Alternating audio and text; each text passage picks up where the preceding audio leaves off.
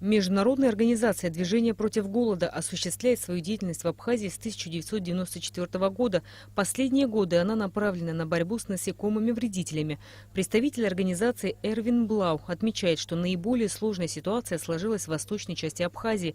В некоторых районах из-за вредоносной деятельности мраморного клопа уже пострадало до 90% урожая.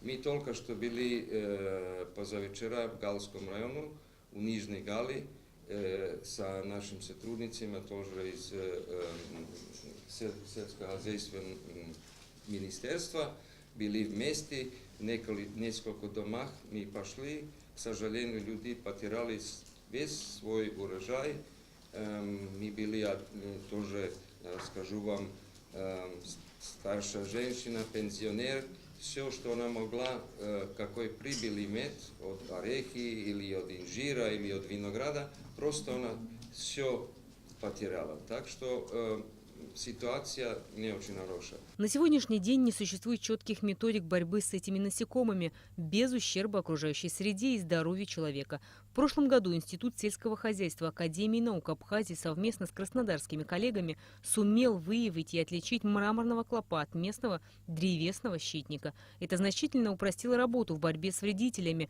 но за одной проблемой появилась другая – финансовая.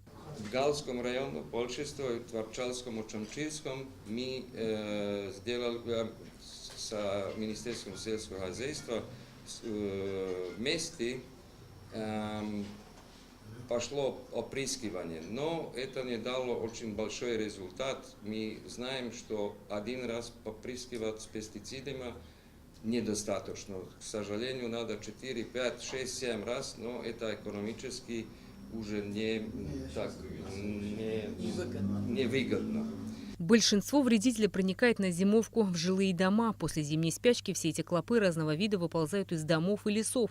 Отложенные личинки кормятся зелеными частями растений 4-5 недель, в результате чего культура значительно повреждается. На сегодня ситуация уже, по-моему, выходит из-под контроля. И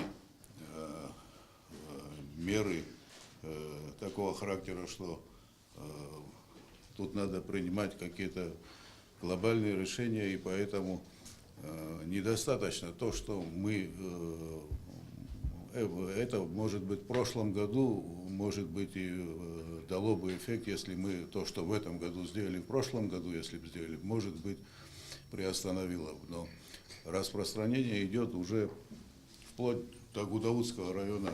За сезон 2016 года насекомое частично уничтожило урожай ореха. Помимо этого, взрослые щитники и личинки, нимфы повреждают и другие сельскохозяйственные культуры, снижая их качество и в некоторых случаях делая непригодными. Насекомые наносят особый вред фруктам и овощам, персикам и нектаринам, яблокам, грушам, малине, помидорам, перцу и кукурузе. Ситуация на самом деле сложная, поскольку сам клоп, он на самом деле принимает активное распространение по республике и уже второй год наносит большой ущерб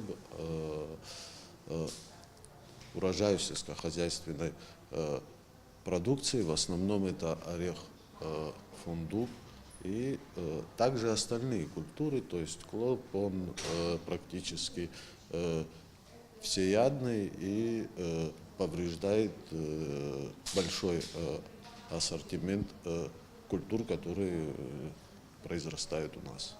Исследование показало, что во всех районах, за исключением Творчальского, уже зафиксирован высокий уровень ущерба в зависимости от численности клопов на плантации. В период исследования были расставлены так называемые ловушки с феромонами, чтобы определить наличие вредителей, их количество, а также для определения экономического порога проекта, потому что любое лечение требует средства и силы. Рената Шака, Алексей Гухава, Абхазское телевидение.